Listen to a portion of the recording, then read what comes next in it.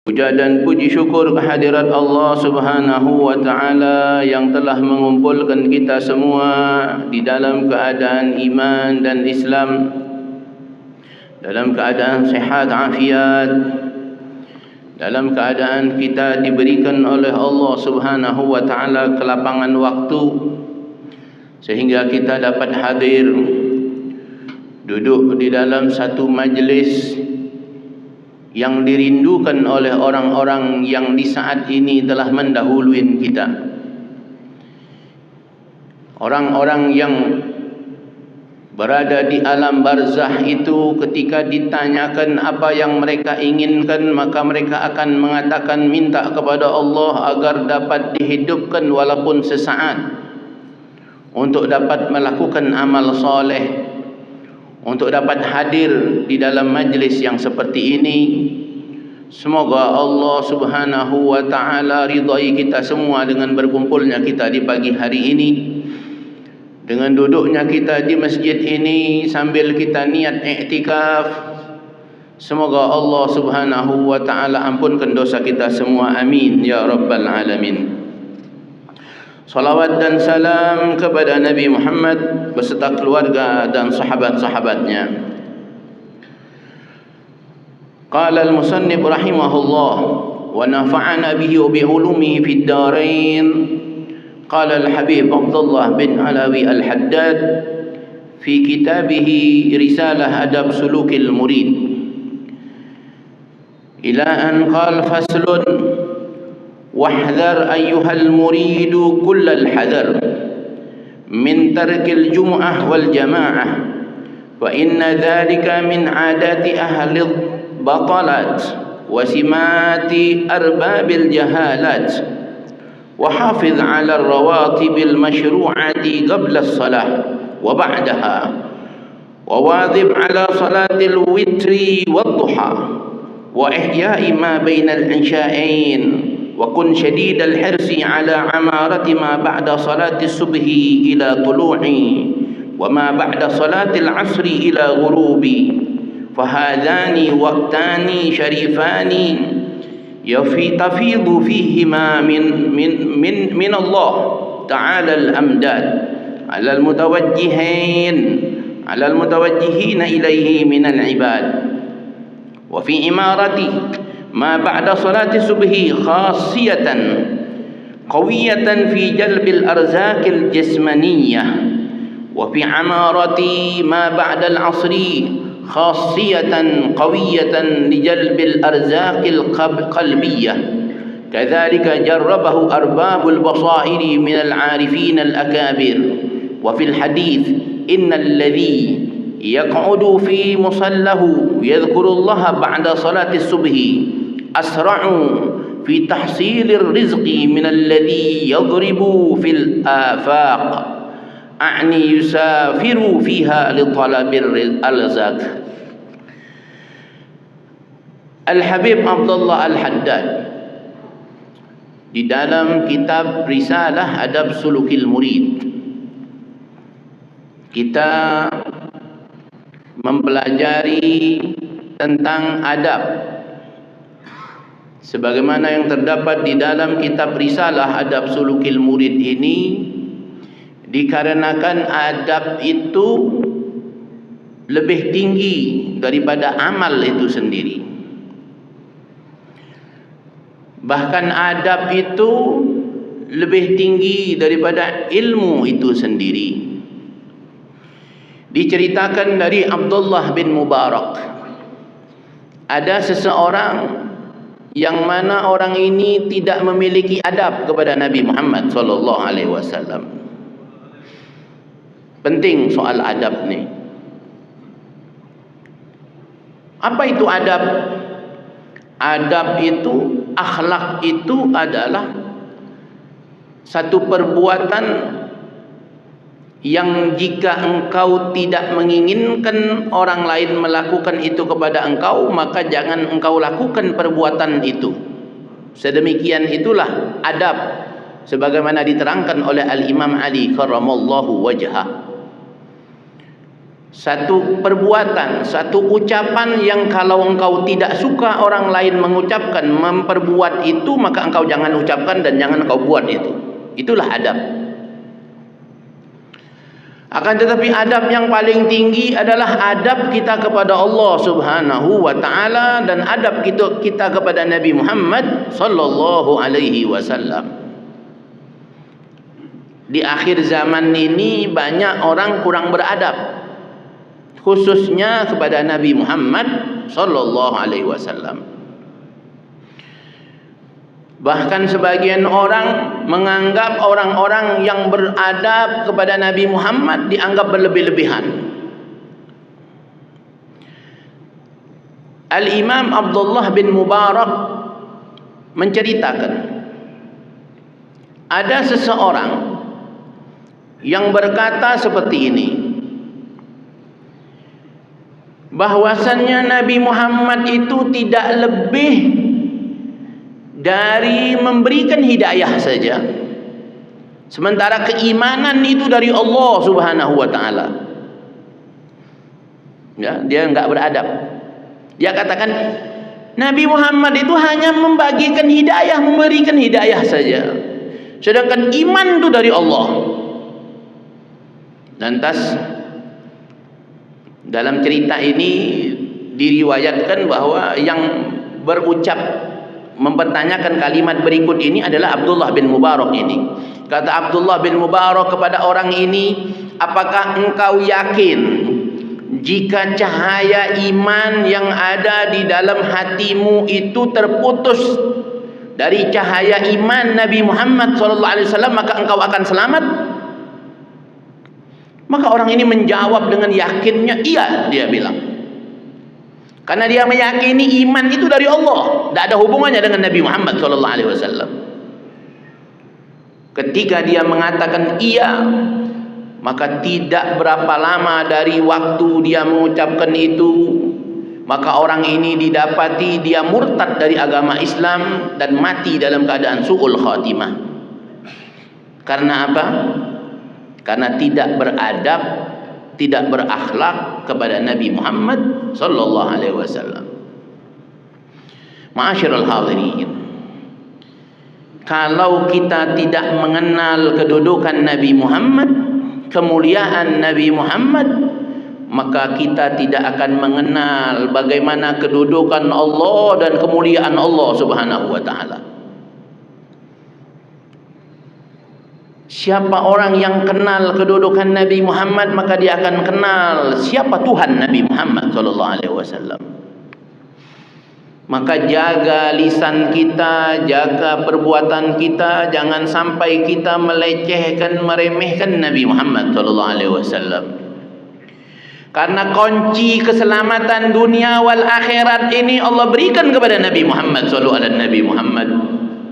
Tidak akan selamat kita di dunia dan tidak akan selamat kita di akhirat melainkan kita melalui pintu Nabi Muhammad sallallahu alaihi wasallam.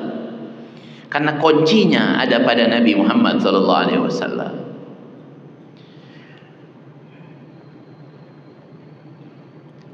Di tangan Nabi Muhammad, di tangan Nabi Muhammad sallallahu alaihi wasallam, nama-nama orang-orang yang akan masuk ke dalam surganya Allah Subhanahu wa taala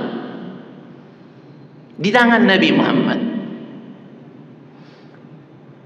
Tapi kan atas izin Allah, tidak usah kau bahas lagi kalau atas izin Allah. Semua berlaku tentu atas izin Allah Subhanahu wa taala.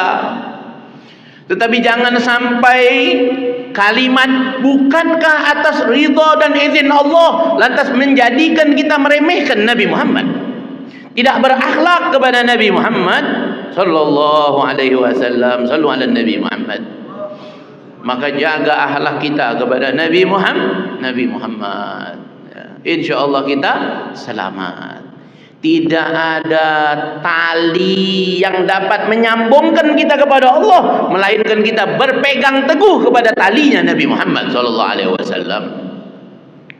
Tidak ada cahaya yang dapat menyampaikan kita kepada cahayanya Allah Subhanahu wa taala, melainkan kita mengambil daripada cahayanya Nabi Muhammad sallallahu alaihi wasallam. Sallu ala Nabi Muhammad.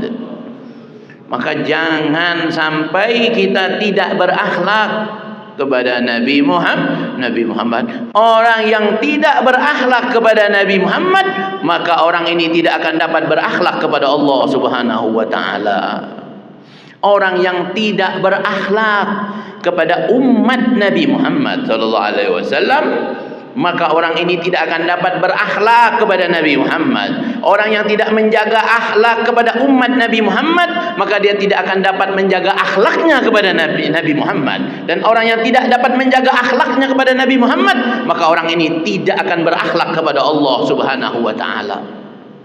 Meskipun dia mengatakan kita ikut Al-Quran dan Sunnah, kita ikut Al-Quran dan Sunnah, itu hanya ucapan belaka, ma'asyiral hadirin, tidak masuk ke dalam hatinya.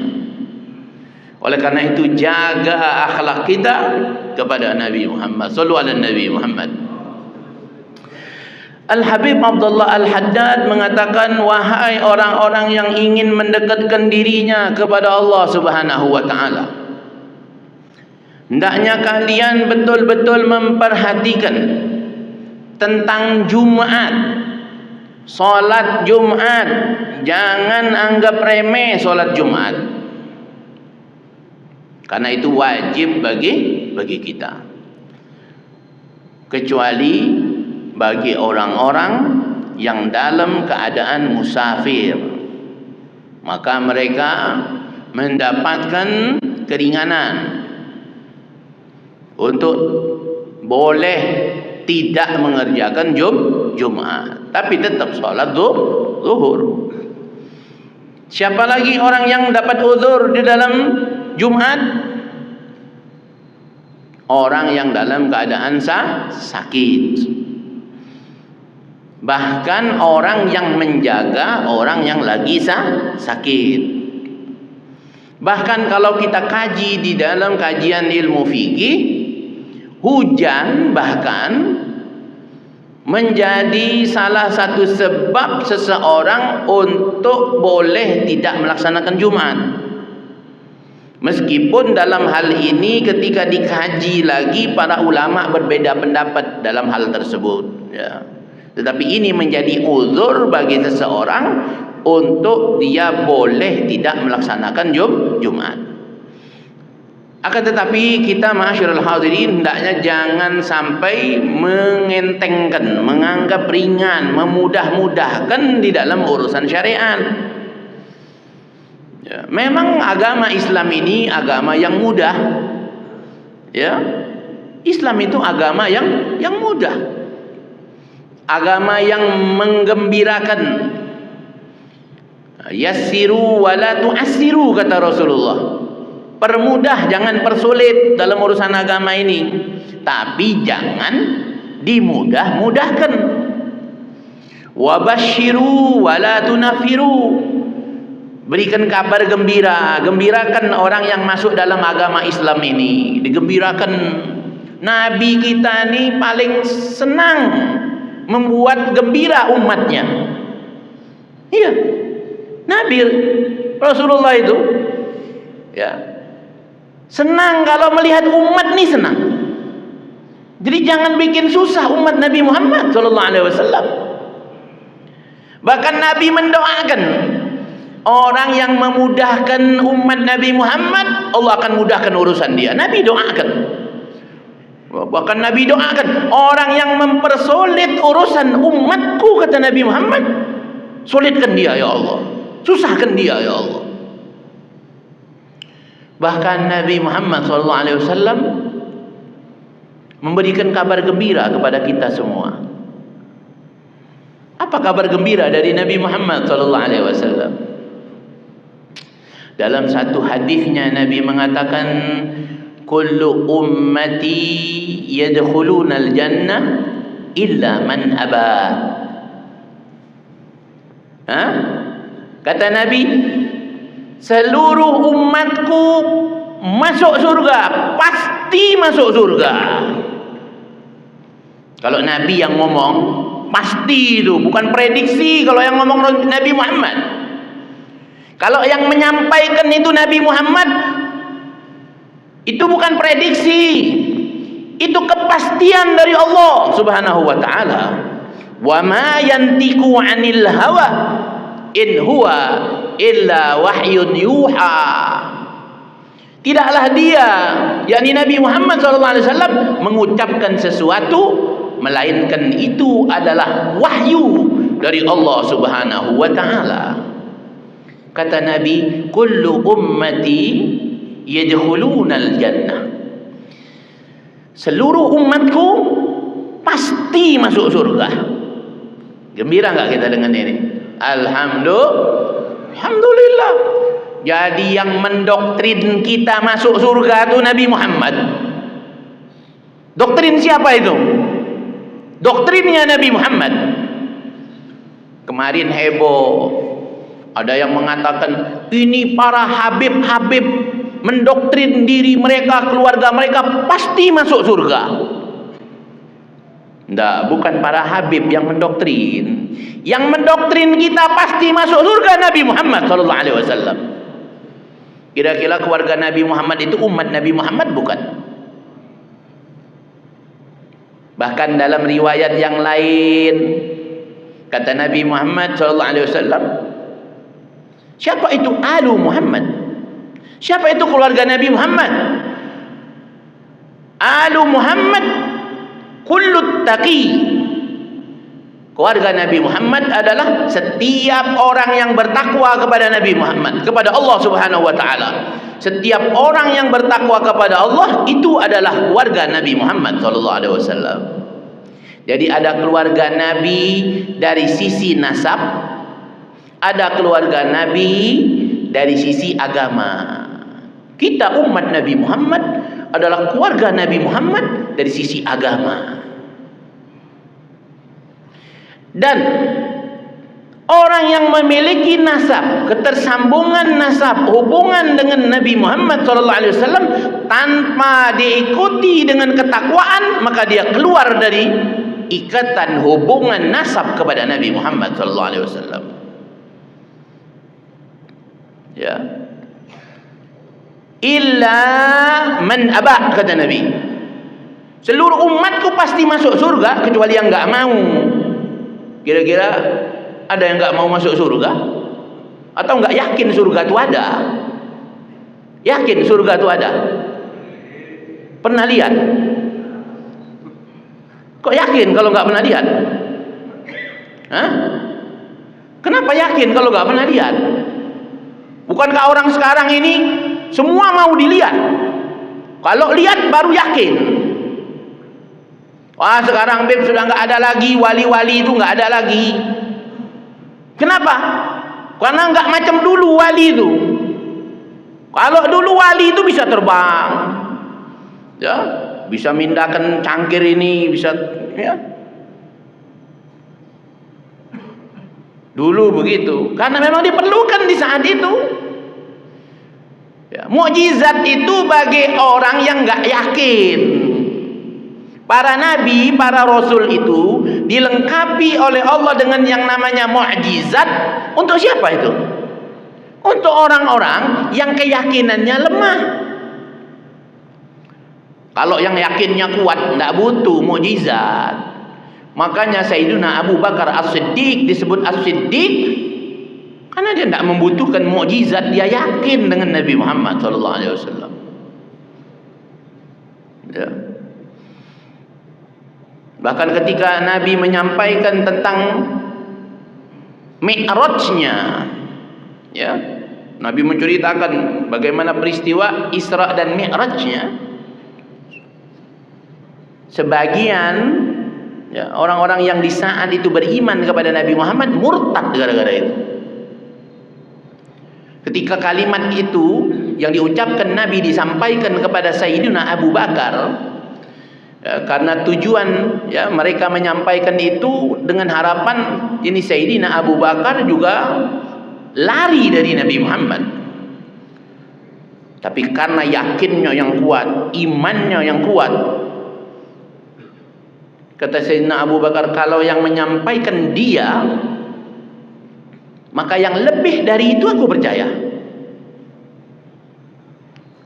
Kalau yang menyampaikan itu Nabi Muhammad, maka yang lebih dari itu aku percaya, kata Sayyidina Abu Bakar.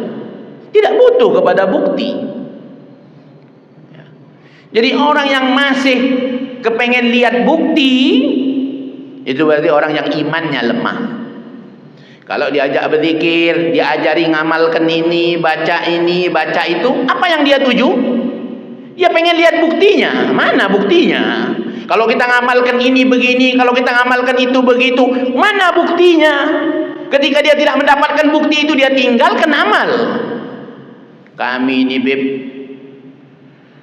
ya, sudah ngamalkan ini, ngamalkan itu untuk narik rezeki, tapi tidak kaya-kaya juga. Akhirnya dia tinggalkan amal. Ya karena tadi amal yang dia lakukan itu bukan karena Allah. Yang dia tahu soal rezeki itu cuman soal harta, emas, perak. Dia tidak tahu rezeki Allah itu luas. Mau dikasih uang 1 miliar, tapi tukar sama lidahnya, mau gak kira-kira? Mau? 1 miliar, 10 miliar, tapi tukar sama mata, mau nggak? Nah makanya berarti lebih mahal mata ini dari 10 miliar. Kenapa kita hanya mikir 10 miliar aja, nggak pernah mikir nikmat mata? Ya, ada yang mau? 1 triliun?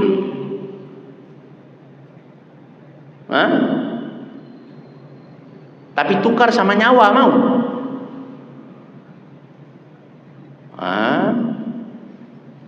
Ya Allah, nikmat Allah ya. Nikmat Allah itu luas. Wa in ta'uddu nikmatallah la tuhsuha. Lidah ini nih bisa merasakan asam, asin, pahit. Nikmat Allah. Ya Allah ya. Kadang kita ini tidak mensyukuri. Ya, ada orang uang miliaran, tapi diambil nikmat oleh Allah, lidahnya ini tidak bisa merasakan pahit, asin, asam itu tidak terasa lagi di lidahnya. Diambil oleh Allah, berobat ke sana kemari, berobat supaya lidahnya itu bisa merasakan kembali. Ratusan juta uangnya habis. Jadi syukuri ini nikmat lidah ini. Ya Allah, masih bisa nah nyicip, nah ini nah kopi ini masih terasa pahitnya nih. Bismillah ini ya.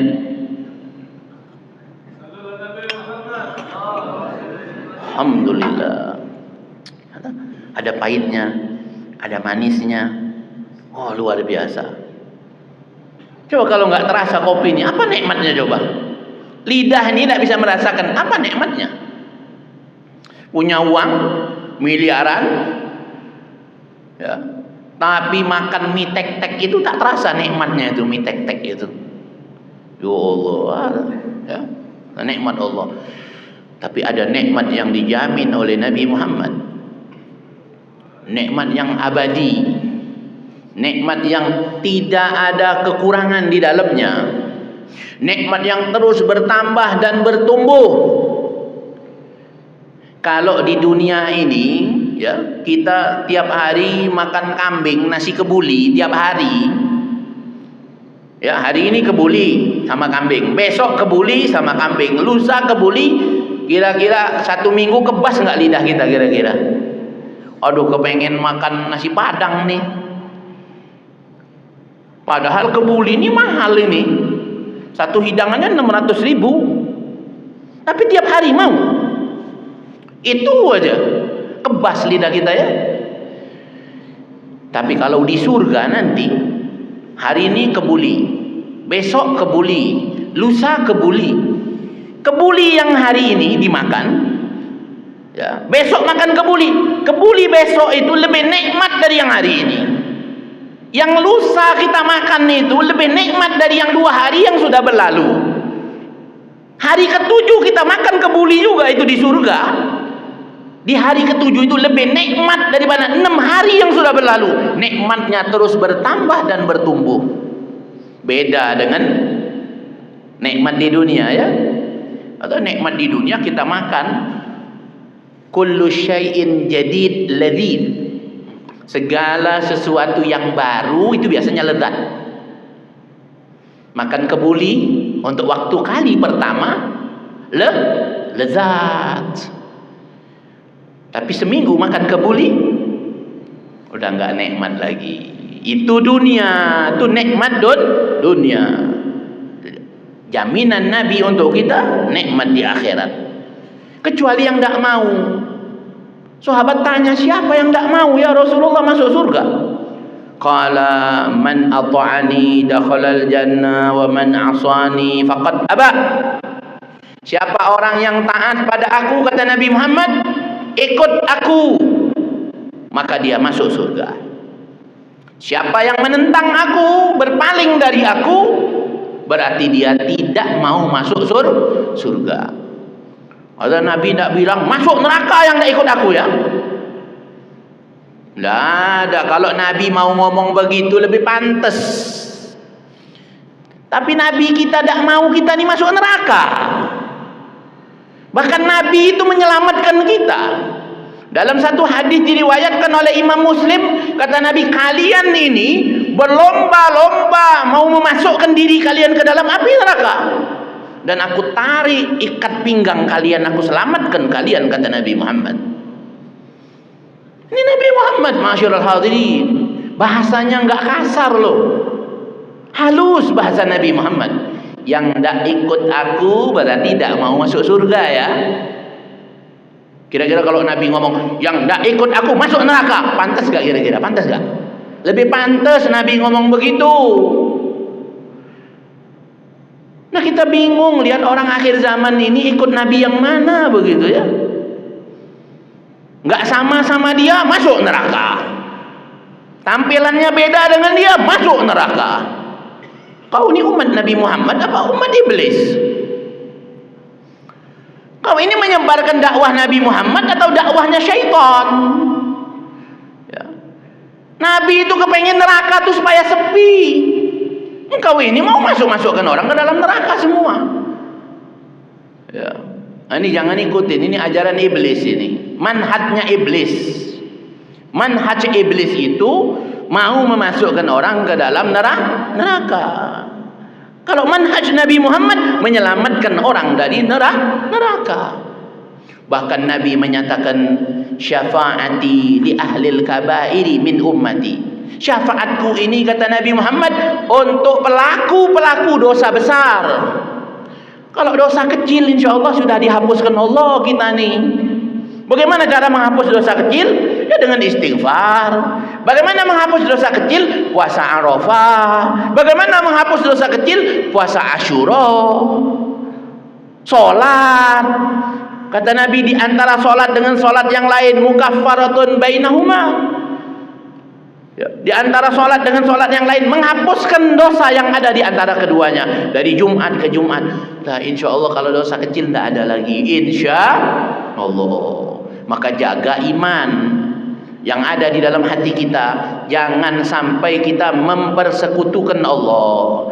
Dan jaga lisan kita, jangan sampai tanpa sadar kita keluar dari agama Islam. Bagaimana ini kita keluar dari agama Islam? Hati-hati, manggil orang lain dengan panggilan ya kafir, padahal dia muslim. Ya Yahudi, padahal dia bukan orang Yahudi. Hati-hati. Ucapan seperti ini dapat mengeluarkan kita dari keimanan kepada Allah dan kepada Nabi Muhammad SAW. Tapi kalau kita panggil orang ya zalim, orang yang zalim, boleh. Kenapa? Karena memang semua manusia ini rata-rata zalim. Setidaknya zalim kepada dirinya. Bagaimana zalim kepada diri? Tidak menggunakan nikmat mata untuk mengabdi kepada Allah, ibadah kepada Allah, berarti kita zalim. Tidak menggunakan nikmat pendengaran ini untuk mendengarkan yang baik-baik, berarti kita zalim. Zalim kepada diri kita sendiri. Kata beliau, hati-hati, jangan sampai lalai dengan Jumat. Wal jamaah, dan solat berjamaah. Wal jamaat, ya, jaga solat berjamaah dimanapun. Usahakan untuk kita menjaga solat berjamaah, walaupun di rumah, ya, dengan anak kita, dengan istri kita. Ya, solat berjamaah itu dilakukan di mana saja, tidak mesti di masjid. Paham tak? Ya. Kalau orang bilang solat berjamaah harus di masjid, siapa bilang harus di masjid? Solat berjamaah di mana saja, tapi solat di masjid lebih afdal, kan begitu. Ya, jadi jangan mewajibkan sesuatu yang sifatnya itu tidak disepakati oleh ulama. Apa hukumnya solat di masjid, berjamaah di masjid? Apa hukumnya? Hukumnya fardu kifayah. Sebagian ulama mengatakan sunnah kifayah. Ya, sunnah kifayah. Ya. Paling tinggi pendapatnya itu fardu kifayah, bukan fardu ain. Ya, tapi fardu kifayah ini kalau tidak ada orang yang melaksanakan sholat berjamaah di masjid, maka orang di kampung situ, tetangga-tetangga masjid itu berdosa semua. Ya, itu makna daripada fardu kifayah. Fa inna dzalika min adati ahlil batalat, kata beliau, karena orang yang meninggalkan Jumat, meninggalkan jamaah itu adalah perbuatan orang yang hidupnya sia-sia. Ya, sia-sia. Wasimati arbabil jahalat, dan tanda atau sifat daripada orang-orang bodoh. Ya, kalau orang Syiah, Bapak Ibu, orang Syiah itu mereka mengatakan sholat Jumat itu tidak wajib. Itu orang Syiah. Ya, di dalam keyakinannya mereka, orang Syiah, sholat Jumat itu tidak wajib. Kapan wajibnya? Nanti kalau ada Imam Mahdi baru wajib. Nah, jadi dia nunggu Imam Mahdi baru dia sholat Jumat. Atau mereka sholat Jumat kalau imamnya orang mereka. Nah, sesama orang-orang Syiah baru mau mereka sholat. Ya, kalau enggak, mereka enggak sholat Jumat. Nah, jangan ikutin itu. Ya, ajaran Syiah itu ajaran sesat. Ya, sama. Ya, ajaran kaum sawah. Tahu sawah? Salafi Wahabi. Itu juga ajaran sesat. Ya, jangan ikutin. Dari mana Beb sesatnya? Ya karena dia suka menyesat-nyesatkan orang, maka dia sesat.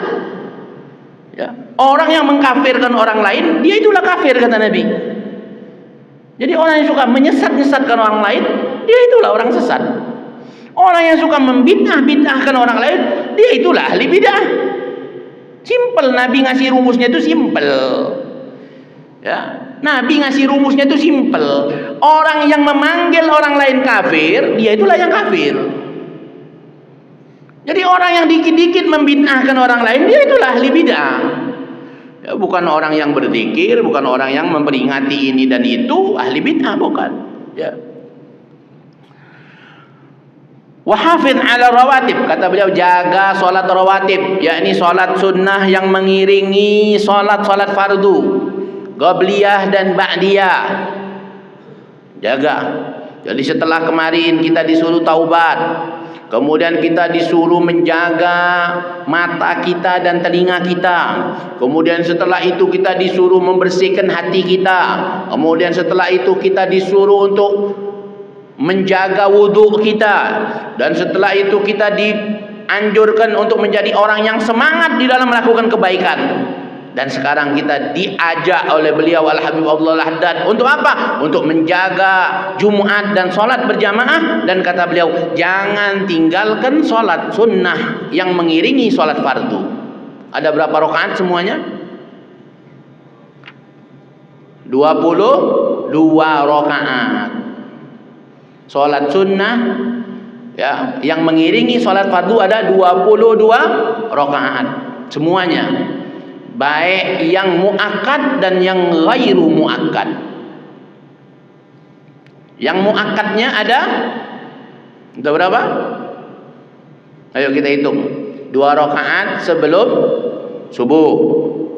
Kemudian 2 rakaat sebelum zuhur.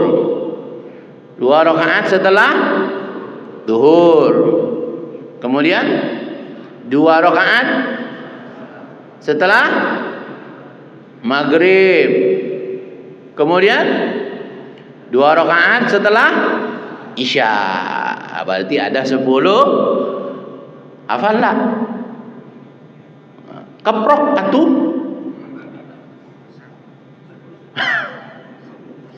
Eh? 2 rakaat setelah isya. Berapa semuanya? Jadinya 10. Ayo kita hitung yang ghairu muakkad. 2 rakaat sebelum zuhur. 2 rakaat setelah zuhur. 4 rakaat setelah sebelum. Tidak ada sholat setelah asar, nggak ada sholat sunnah setelah asar, nggak ada. 4 rakaat sebelum asar. Terus 2 rakaat sebelum maghrib.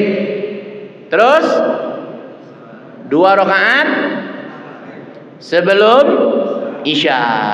Berapa? 12. Ada? Betul? Betul tidak? Betul tidak? Keprok atuh. Ya Allah, ya, akhir zaman. Akhir zaman. Orang gila dibilang waras. Orang waras dibilang gila.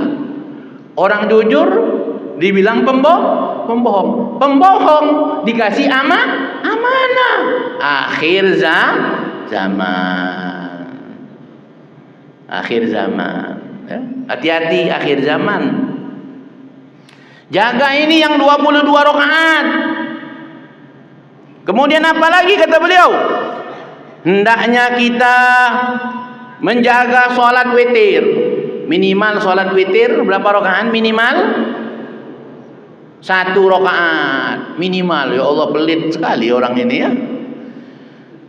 1 rakaat. Ya, jangan pelit-pelit sekali. Kalau makan mau nambah, kalau sholat ngurang-ngurangin. Sholat tarawih yang dulunya 20 rakaat dikurang-kurangin sekarang 8 rakaat. Milih yang paling mudah lagi. Oh, di situ 8 rakaat. Surahnya Inna A'toina, ya, Al-Kautsar sama Al-Ikhlas. Cepat selesai. 3 menit 8 rakaat. Ya Allah, bulan Ramadan masih pelit. Bulan Ramadan tuh kita menambah amal, bukan ngurangin amal. Ya. Pilih yang paling banyak sholat tarawihnya. Oh, ini khilaf. Ya khilaf, tapi pilih yang paling banyak. Jangan pilih yang paling mudah. Khilaf, tapi pilih yang paling berat dong. Salaf kita dulu sholat tarawih ada yang 36 rakaat, ada yang 40 rakaat. Nah, kita nyari yang paling ringan. Kalau ada yang 4 rakaat aja, ada. Ya. Nah, jangan. Ya. Apalagi bulan Ramadan. Witir minimal 3 rakaat. Ya, 1 rakaat itu betul, tapi itu orang pelit. Ya. 3 rakaat paling enggak. Kemudian jaga sholat duha. Berapa rakaat minimal sholat duha? 2 rakaat. Ya. Paling banyak berapa rakaat sholat duha? 12 rakaat. Pendapat yang paling banyak 8 rakaat. Sholat witir paling banyak berapa rakaat? 11 rakaat. Ya. Ada pendapat tidak ada sholat isyraq. Ya, udah bunyi tadi ya. Sholat isyraq. Ada ulama berpendapat tidak ada sholat isyraq. Ya, sholat isyraq itu ya sholat duha kata mereka. Tapi kata Imam Al-Ghazali, ada sholat isyraq, ada sholat duha. Gimana keterangannya? Masyiral hadirin, kita dilarang sholat setelah sholat subuh, betul tak? Itu waktu yang makruh untuk kita sholat. Sebagian ulama memakruhkan dengan makruh tanzi, sebagiannya lagi makruh tahrim. Kalau makruh tanzi itu apa? Jadi ada dua kemakruhan. Yang pertama makruh tanzi, ketidaksukaan, ya, makruh yang ya tingkatannya ya dibenci. Tapi kalau makruh tahrim, kalau dikerjakan, ya. Jadi kalau makruh tanzi itu kalau dikerjakan itu ya tidak berdosa, makruh saja. Tapi dibenci perbuatan itu. Tapi kalau makruh tahrim, kalau dikerjakan ini berdosa berarti. Karena makruh yang lebih mendekati kepada keharaman. Nah, termasuk sholat di waktu yang dilarang sholat. Ada berapa waktu dilarang sholat nih? Setelah sholat subuh. Sampai kapan? Sampai terbit matahari. Sholat apa yang dilarang? Sholat sunnah mutlak. Sholat sunnah yang tidak ada sebab. Atau orang yang menyengaja sholat. Sholat tahiyatul masjid itu sholat yang ada sebabnya apa enggak itu? Ada sebabnya. Apa sebabnya? Karena masuk masjid. Tapi ada orang dari rumah, di masjid tidak ada acara apa-apa, ya, tidak ada juga niat dia untuk iktikaf. Dia pengen sholat sunnah tahiyatul masjid aja dari rumah. Dia lakukan di waktu dilarang sholat, maka dia berdosa. Habis sholat subuh itu dari rumah ke masjid, cuma sekadar untuk sholat tahiyatul masjid, habis itu keluar, maka orang seperti ini berdosa.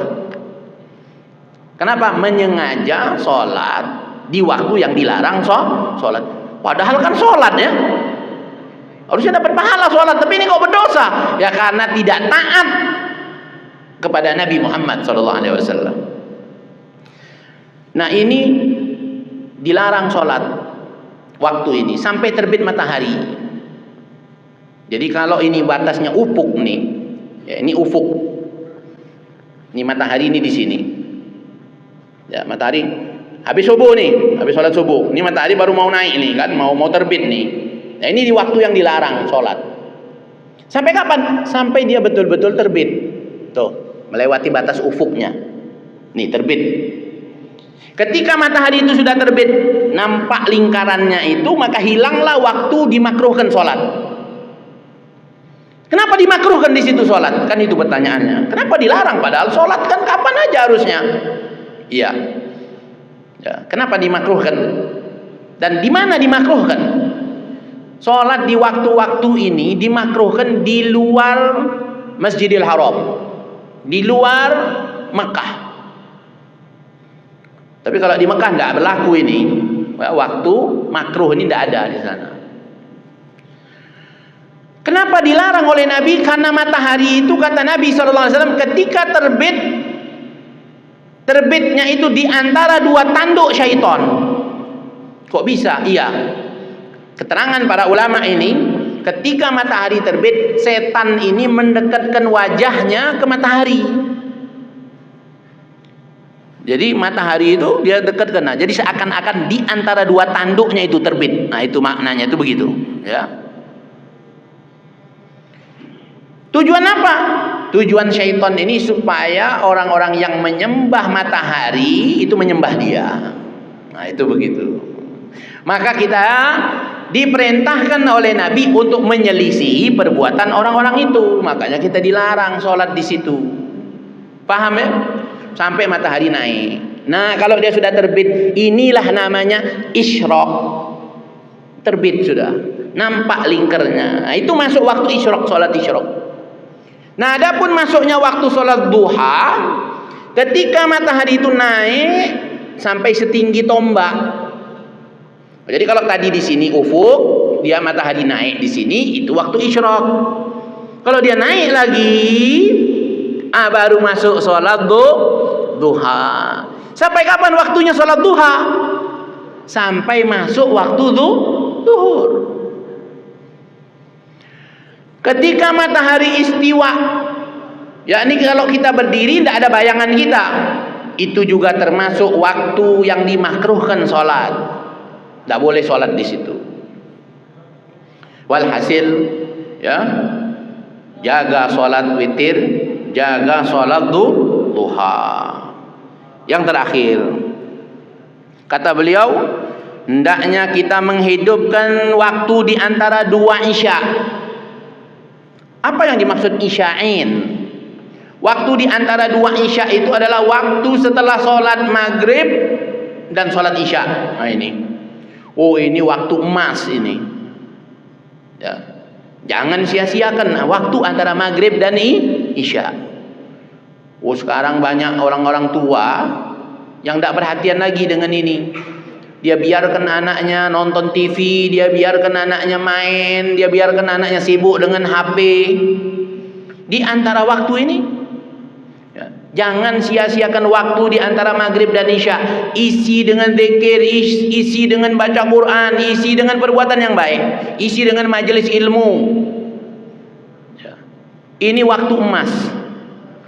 Diceritakan satu hari ada seorang ulama, ya, orang soleh lah. Ada orang utang sama dia. Satu hari orang mau bayar utang ini datang untuk bayar utang, ya, untuk bayar utang. Bayar utang kan kapan aja. Tapi ini orang datang mau bayar utang selepas sholat maghrib. Dia gedor rumah orang ini, orang soleh ini. Ini mengganggu dia karena dia lagi dalam keadaan zikir kepada Allah. Waktu dibukakan pintu, mau apa? Aku mau bayar utang. Kata dia, lunas utang kau. Lunas. Kenapa? Waktu di antara maghrib dan isya itu waktu emas, waktu berharga, lebih berharga dari dunia buat dia. Ya, apalagi cuma sekedar utang. Jadi orang ini datang mengganggu dia, kata dia udah lunas utang kau udah. Biar jangan ganggu-ganggu lagi. Ya. Nah, ini jaga betul-betul ya, waktu di antara maghrib dan isya. Wa kun syadidan al-hirsi ala imarati ma ba'da salati subhi. Dan jaga juga hidupkan waktu setelah sholat subuh. Macam ini. Habis subuh jangan tidur. Habis subuh berzikir. Habis subuh hadir majlis ta'lim. Ala imarati ba'da salati subhi ila tulu', sampai terbit matahari. Nah, ini sudah terbit ya. Wa ma ba'da salatil asar. Dan apa waktu yang mana? Waktu setelah sholat asar jaga juga. Ya, jangan kita lalai. Ini waktu di mana orang banyak lalai memang. Ya, setelah sholat asar ila ghurub, sampai terbenam matahari. Fahadhani waqtani syarifani. Ini dua waktu yang mulia. Ya. Tafidhu fihi minallahi ta'ala al-amdad. Allah mencurahkan anugerahnya lebih banyak di dua waktu ini bagi orang-orang yang menghadapkan dirinya kepada Allah, diisi waktu itu dengan ibadah kepada Allah. Dan waktu, ya, setelah sholat subuh, nih hidupkan seperti ini, itu bisa menarik rizki yang sifatnya zahir. Jadi rizki ini ada dua, ada rizki zahir, ada rizki batin. Rizki batin bisa kita dapatkan dengan menghidupkan waktu setelah sholat asar, diisi dengan baca waqiah, diisi dengan baca zikir sore. Sedangkan waktu setelah sholat subuh bisa kita isi dengan membaca hizib, wirid, termasuk membaca zikir pagi. Ya. Dan sudah terbukti sebagaimana Nabi SAW bersabda, siapa orang yang menghidupkan, menjaga waktu setelah sholat subuh, maka itu kata Nabi lebih cepat untuk mendapatkan rizki dunia dibandingkan orang yang bertebaran di seluruh penjuru dunia untuk mencari rizki. Jadi habis subuh tu ya berzikir dulu, ya, jangan tidur. Nah, itu istilah orang dulu tuh, kalau tidur lepas subuh bisa menjadi sebab kefakiran, kemiskinan. Nah, ini kenapa? Dan ini sudah terbukti. Jadi kalau sudah terbukti itu namanya mujarrab. Ya, para ulama sudah membuktikan ini. Orang-orang yang memiliki al-basair, orang-orang arif itu melihat betul bahwasanya orang yang menyia-nyiakan waktu setelah sholat subuh itu bisa menyebabkan kefakiran. Namun mudah-mudahan kita semua dijadikan oleh Allah Subhanahu wa taala orang-orang yang kaya iman, dan kaya harta. Amin ya rabbal alamin. Ada yang ingin ditanyakan? Tidak ada? Ada? Fadhal. Waalaikumsalam warahmatullahi wabarakatuh. Fadhal.